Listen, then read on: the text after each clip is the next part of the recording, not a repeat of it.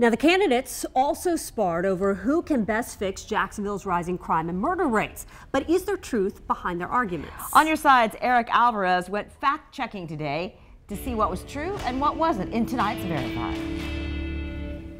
One thing all four mayoral candidates agree on is the next mayor needs to do something to address crime in Jacksonville. Now, some looked ahead for answers, while others looked back to lay blame. We've had 350 murders under Lenny Curry's administration.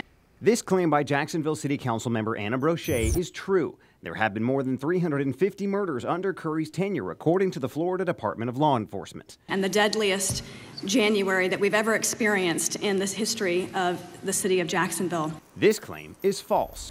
According to the Jacksonville Sheriff's Office, January of 2006 also had 17 homicides. January of 2007 actually had 18. Curry fired back, claiming he's done more to address public safety than Brochet. Been on city council for 4 years. City council president. No legislation on public safety.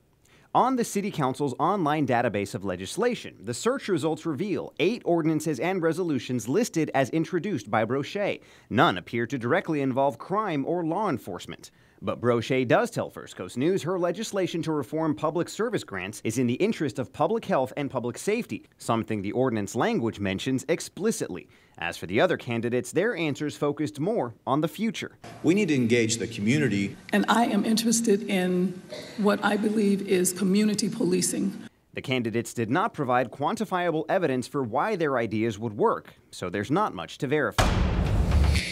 The other big topic the candidates debated is the future of the Jacksonville Landing. We're going to fact-check those arguments next on First Coast News at 6. Alvarez, First Coast News, on your side. Thanks, Eric. Now, if there's something you would like us to verify, just send us an email to verify@firstcoastnews.com.